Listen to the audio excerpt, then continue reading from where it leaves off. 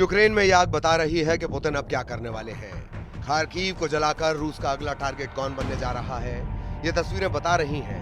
Capital Kyiv के बाद Zelensky के सबसे अहम शहर खार्किव का ये हाल किया है रशियन मिसाइल और ड्रोन ने। परमाणु बेस पर हमले के बाद यूक्रेन पर रहम के लिए अब पुतिन के दिल में कोई जगह नहीं। खार्किव पर 9 ड्रोन और 2 मिसाइल दागी गईं और देखिए क्या हाल हुआ।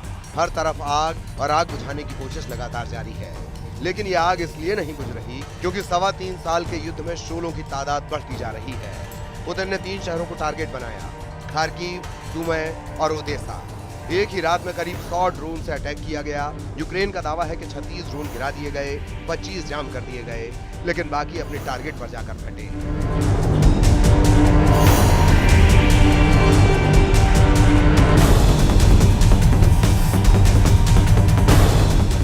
यहाँ पड़ा है वही शाहिद ड्रोन जो रूस ने ईरान से मंगवाया है।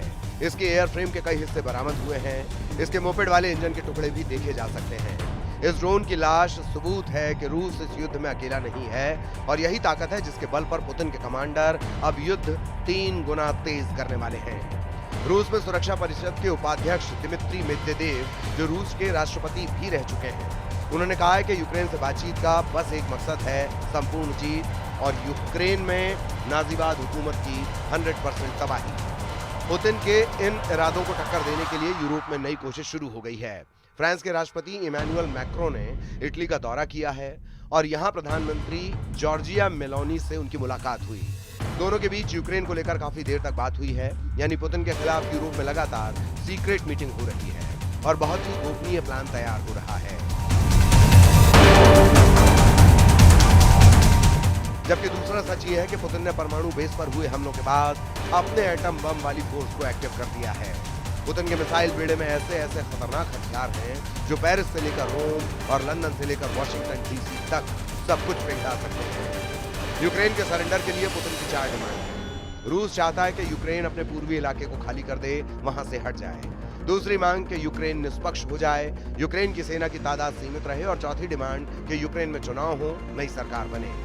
जाहिर है पुतिन यूक्रेन को मार भी रहे हैं, सहला भी रहे हैं और उसकी आंखों में आंखें डालकर ये भी कह रहे हैं कि पूरी तरह तबाह होने से अच्छा है रूस की बात मान ली जाए। नहीं तो जो ट्रेलर मई में दिखाया और जून की शुरुआत में दिखाया जा रहा है, वही पिक्चर पूरे 2025 में बना दी जाएगी। इसीलिए नए हमले को यूक्रेन में खूनी मंगलवार कहा जा रहा है।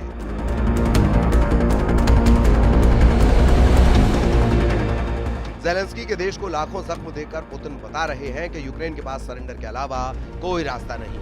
पुतिन के सामने चाहे ट्रंप हो या फिर उनका मिलिट्री ग्रुप नेटो, रूस किसी भी कीमत पर यूक्रेन को बख्शने वाला नहीं है।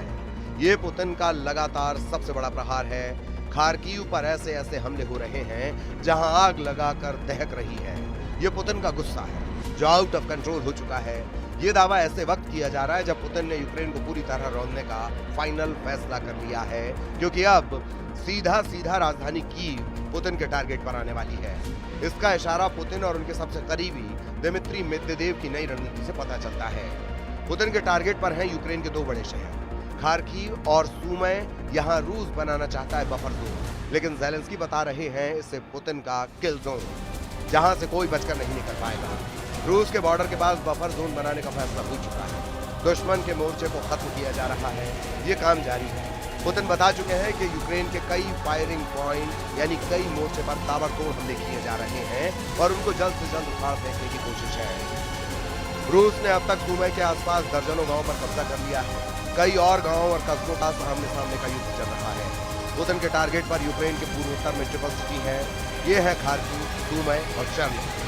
अगर इनके आसपास पुतिन बफर जोन बनाने में कामयाब होते हैं तो समझ लीजिए फिर यूक्रेन की राजधानी तक पुतिन की रेंज होगी और फिर ज़ेलेंस्की का सबसे मजबूत किला कैसे ढह जाएगा, इसका खतरा नेटो से लेकर व्हाइट हाउस तक फैल चुका है।